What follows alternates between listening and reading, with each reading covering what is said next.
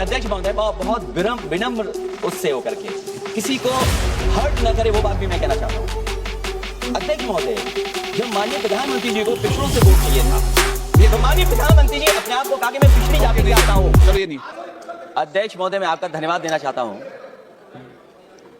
आज मुझे एक बहुत महत्वपूर्ण समय पे मुझे बोलने का मौका मिल रहा है।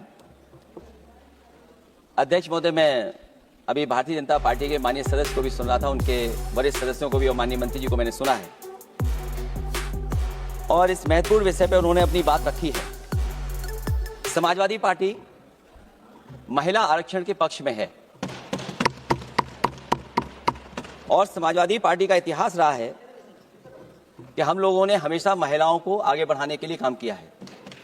हमारे नेता जिनकी विचारधारा पे हम लोग आगे बढ़ रहे हैं, डॉक्टर राम मनोहर लोहिया, उन्होंने हमेशा जेंडर जस्टिस और सोशल जस्टिस की बात की है। हम समाजवादी लोग जेंडर जस्टिस और सोशल जस्टिस के पक्ष में हैं, और महिलाओं का आरक्षण 33% हो उसके भी पक्ष में हम लोग बोल रहे हैं। और ये लड़ाई हमारी निरंतर चल रही है, और कहीं ना कहीं आरक्षण हमारी पीढ़ी के आह्वान को और मजबूत कर रहा है। लेकिन जिस तरह की बातें हमें सुनने को मिल रही हैं, अब भारतीय जनता पार्टी नारी को नारा बनाने की कोशिश कर रही है। भारतीय जनता पार्टी इस आरक्षण को लेकर के भाजपा अपना नारी का नारा बनाना चाहती है और बदलने की कोशिश कर रही है।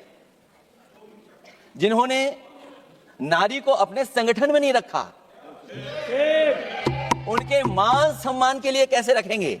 और अगर ये बात गलत है, अध्यक्ष महोदय, जिस पेरेंटल संगठन से आप निकले हैं, उसमें मान सम्मान के लिए संगठन में कितनी नारी हैं, ये बता दें आप।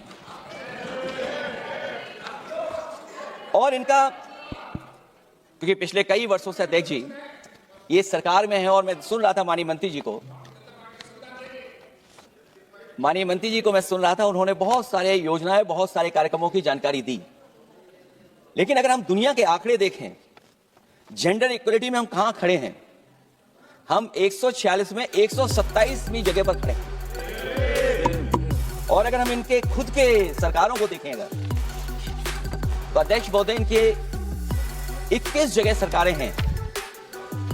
21 जगह यूनियन टेरिटरी और स्टेट मिलाकर के, और सहयोगी दलों के साथ मिलकर के 21 सरकारें इनकी हैं।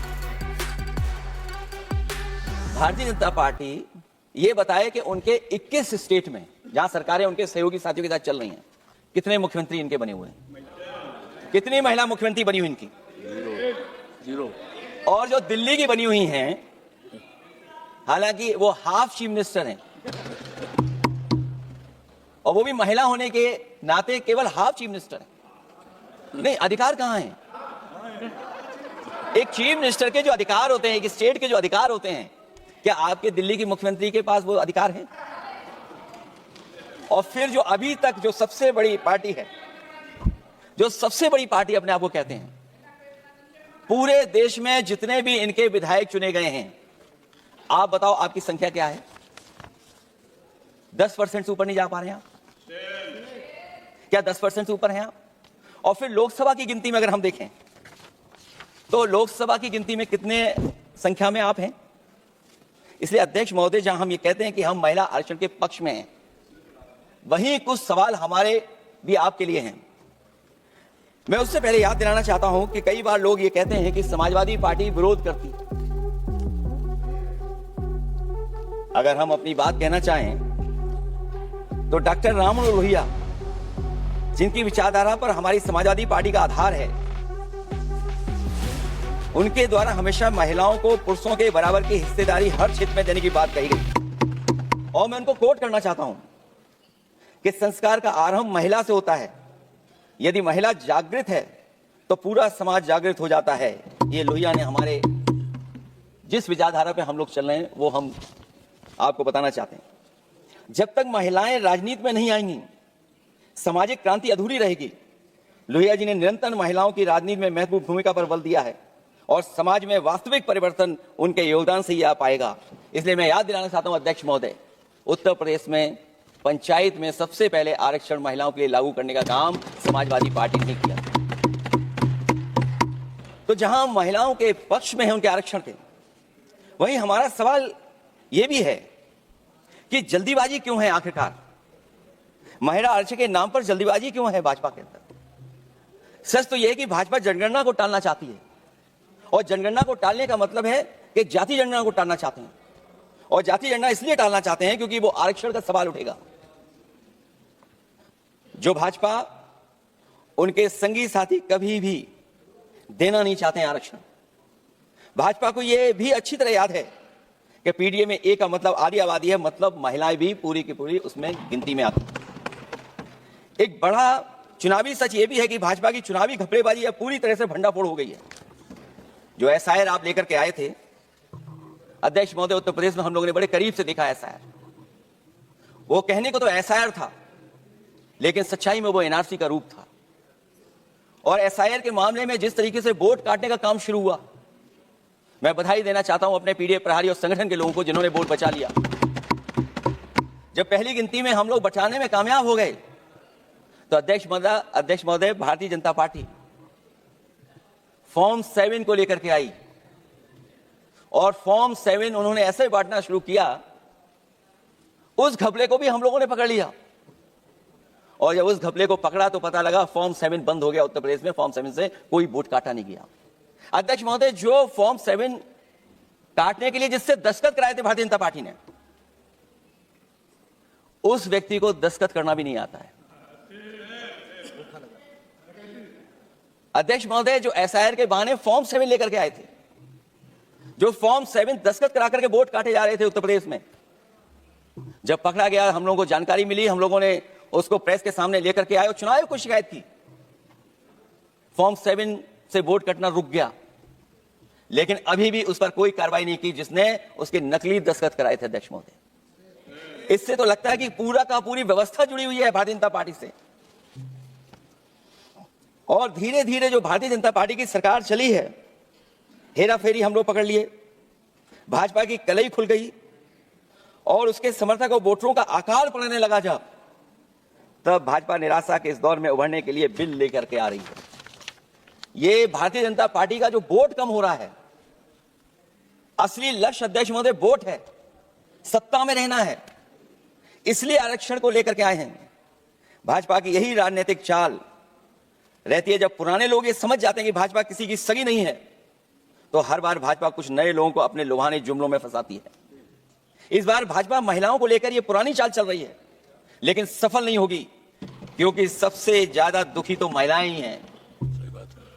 भाजपा की कमीशनखोरी और चंदा वसूली की वजह से जो महंगाई बढ़ी है, उससे उनकी रसोई सूनी हो गई है। रही सही कसर सिलेंडर की, बेतहाशा बढ़ती कीमतों ने पूरा कर दिया है। ये अध्यक्ष महोदय मैं इसलिए कह रहा था कि माननीय मंत्री सिलेंडर की याद दिला रहे थे। उन्होंने इज्जत घर को भी याद दिलाया, जिसको कभी प्रधानमंत्री जी ने कहा कि ये इज्जत घर होंगे। गांव गोद लिए गए, जाकर के सरकार देखे उन गांव को अनाथ अगर किसी ने छोड़ा है तो भारतीय जनता पार्टी ने छोड़ा है। हर महिला अपने बच्चों को पढ़ाना चाहती है, लेकिन भाजपा की शिक्षा विरोधी सोच तो सरकारी स्कूल तक बंद करवा दे रही है। महिलाओं का दर्द क्या होता है, ये मेरठ के दुकानदारों के परिवार की महिलाओं की आंखों में आए आंसू भी बयां कर रहे हैं, और नोएडा की मजदूर और मेड के गले बयान भी कर रहे हैं। क्योंकि जब हम बहस महिला आरक्षण पे कर रहे हैं, तो हमें याद रखना चाहिए कि हमारे बिल्कुल बगल में 40,000 से ज्यादा लोग सड़कों पे मजदूर, महिलाएं सड़कों पर हैं, जहां से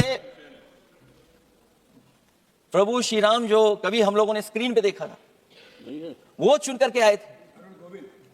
वहां पर महिलाएं धरने पर बैठी हैं, और अगर ये धरने पर इसलिए बैठी हैं क्योंकि उनको न्याय नहीं मिल रहा है। भारतीय जनता पार्टी की सरकार की वजह से उनके घर उजड़ रहे हैं, महिलाएं रो रो करके न्याय मांग रही हैं। तो मैं कहना चाहता हूं अध्यक्ष महोदय सरकार से कि अगर ये बिल इतना ही सही है, तो इसे मेरठ नोएडा की पारिवारिक और कामगार महिलाओं के बीच बैठकर घोषित किया जाए कि उनके लिए इसमें क्या क्या होने जा रहा है। हम महिला आरक्षण के साथ हैं, पर उस भाजपाई चालबाजी के खिलाफ हैं। जो एक साजिश के तहत की जा रही है। भाजपाई और उनके संगी साथी देश की सबसे बड़ी आबादी के वर्ग मतलब पिछड़े वर्ग की महिलाओं के बारे में चुप्पी साधे बैठे हैं। ये बात अध्यक्ष जी समझ में नहीं आ रहा है, क्योंकि जब हम लोग प्रधानमंत्री जी को सुनते थे तो वो ये कहते थे कि हम पिछड़े वर्ग से आते हैं, हम आप जैसे ही हैं, पिछड़े हैं। लेकिन जब आरक्षण की बात हो रही है तो पिछड़ों की संख्या इसमें कितनी है, हमें उम्मीद है कि सरकार इस पर जरूर बात अपनी रखेगी। ये संशोधन के नाम पर जो जल्दीबाजी दिखा रहे हैं, दरअसल उसके पीछे भाजपाइयों की मंशा है कि जनगणना न करनी पड़े, क्योंकि अगर जनगणना करनी पड़ेगी तो जातिवार आंकड़े भी देने पड़ेंगे और जातिवार आरक्षण भी। ये भाजपा का एक बहुत बड़ा षड्यंत्र है जिसमें जनगणना आधारित परिसीमन को नकार कर पिछड़ों का अधिकार लूटा जा रहा है। ये लोकतंत्र के खिलाफ खुफिया लोगों की गुप्त योजना है जो अब तक स्वीकार नहीं, जब तक प्रक्रिया के साथ हम लोग स्वीकार कभी नहीं कर सकते जब तक इसका लागू करने का तरीका ठीक ना हो। अगर पिछड़ों की आबादी कम से कम अगर हम गिन लें कि 70% 80% से ज्यादा है, अध्यक्ष महोदय, अगर हम उनको 66% मान लें तो इनकी आबादी कम से कम पिछड़ों की 33% होगी, आधी आबादी की जनसंख्या, जिनके हक की बात तो है ही नहीं इसके अंदर। इसका मतलब यह हुआ कि पिछड़े वर्ग की 33% महिलाएं, उनको हक देना नहीं चाहते ये लोग, हक उनका छीनना चाहते हैं। और फिर जो डीलिमिटेशन का साथ साथ लेकर के आए हैं, ये डीलिमिटेशन क्या है अध्यक्ष महोदय? ये डीलिमिटेशन है कि इलेक्टोरल मैप को बदलते हैं। हमारे पूर्व में कांग्रेस के सदस्य ने ठीक कहा है कि जब डीलिमिटेशन की बारी आई तो इन्होंने पूरी रणनीति बना करके कि किस तरीके से लोकसभाओं के क्षेत्र बनाए जाएं, क्षेत्र कैसे बने जिससे कि उन्हीं को पॉलिटिकल लाभ मिले, वो हम लोगों ने आसाम में भी देखा और जम्मू कश्मीर में भी देखा है। इसलिए हम चाहते हैं कि पहले जनगणना हो और जनगणना जब आंकड़े सही आ जाएंगे अध्यक्ष महोदय, तब जाकर के डीलिमिटेशन ठीक होगा। और अगर आंकड़े ही ठीक नहीं हैं तो फिर आरक्षण कैसे ठीक होगा? क्योंकि आरक्षण का आधार ही हमारा जनसंख्या पर है। कहीं ऐसा तो नहीं कि आधी आबादी में ये मुस्लिम को भी ना गिनते हो, मुस्लिम महिलाओं को। इसलिए हमारी मांग होगी कि आधी आबादी में पिछड़े और मुस्लिम महिलाओं को भी जोड़ करके इस आरक्षण को पूरा किया जाए। एक जो हमें आशंका है कि जब आरक्षण होगा और डिलिमिटेशन होगा और जब संख्या बढ़ेगी तो उत्तर प्रदेश की संख्या विधानसभा की 500 से ऊपर होने जा रही है। और अगर 500 से ज्यादा होने जा रही है तो उसमें सरकार क्या विचार कर रही है? कहीं कोई ऐसा षड्यंत्र तो नहीं है जो हम महिला आरक्षण के बहाने उस षड्यंत्र को छिपा करके आगे बढ़ रहे हों? क्योंकि उत्तर प्रदेश में 120 सीटें तो लोकसभा की होने जा रही हैं और विधानसभा की सीटें तो अगर 600 हो रही हैं, अगर 600 हो रही हैं तो कहीं ऐसा तो नहीं अध्यक्ष महोदय उसमें भी कोई साजिश षड्यंत्र हो? जो षड्यंत्र हम लोगों को समझ में नहीं आ रहा हो। और अगर षड्यंत्र रहेगा तो जैसे अयोध्या हारे आप, एक बार फिर उत्तर प्रदेश आप हार जाएंगे। और 33% सीटें कौन सी होंगी? आप अगर सीट रिजर्व कर देंगे, कॉन्स्टिट्यूंसी रिजर्व हो जाएगी, तो अध्यक्ष महोदय ये महिलाओं के बीच ही कंपटीशन करा देंगे। अगर कॉन्स्टिट्यूंसी रिजर्व होंगी तो अध्यक्ष महोदय महिलाओं के बीच ही कंपटीशन हो जाएगा। क्योंकि वो अध्यक्ष महोदय वो माननीय सदस्य कह रहे हैं कि वो तो होना चाहिए, वो सास बहू वाली तो हार गई हैं आपकी। तो अगर पार्टी को ये मौका मिलेगा तो न केवल कंपटीशन से हम बच सकते हैं बल्कि संख्या महिलाओं की लड़ने की ज्यादा होगी। ये महिलाओं को ज्यादा नहीं लड़ने देना चाहते हैं चुनाव, इसलिए कॉन्स्टिट्यूंसीज को रिजर्व कर रहे हैं। अध्यक्ष महोदय हमारा पक्ष, हमारी मांग है कि ये जो लागू हो आरक्षण वो पार्टी को मौका मिले, पार्टी लड़ाए, उनको पार्टी संख्या तय करे। इसके साथ साथ जो रोटेशन वाला है इशू, स्वाभाविक है कि जब हम एक क्षेत्र से लड़ते हैं अध्यक्ष महोदय तो एक भावनात्मक अटैचमेंट बनता है वोटरों के बीच में। और अगर रोटेशन का मामला होगा तो अध्यक्ष महोदय कोई भी अपने क्षेत्र में बहुत ज्यादा भावनात्मक लगाव नहीं रखेगा क्षेत्र की जनता से। तो अगला क्षेत्र की सोचने लगेगा कि अगला क्षेत्र हमारा क्या होगा। इसलिए हम इसके भी खिलाफ अध्यक्ष महोदय कि रोटेशन नहीं हो, हम रोटेशन की प्रणाली के खिलाफ हैं, इसके पक्ष में हम लोग नहीं हो सकते। इसलिए अध्यक्ष महोदय, हमारी मांग होगी कि पहले सेंसस कराए, जनगणना कराई जाए, और अगर जनगणना नहीं कर रहे हैं तो इसका मतलब धोखा दे रहे हैं। क्योंकि पुराने बिल में जो हम लोगों ने बात देखी और रखी थी उस समय, वो यही था कि जनगणना करा करके महिला आरक्षण बिल आएगा। लेकिन ये लोग 2011 का लेकर के आ रहे हैं। इसका मतलब इनकी पूरी तैयारी है कि कौन सा लोकसभा क्षेत्र कैसा होगा। इनके गुप्त लोगों ने वो कहीं ना कहीं नक्शा बना करके रखा होगा, जिसको आरक्षण पास होते ही, बिल पास होते ही लागू करने की कोशिश करेंगे।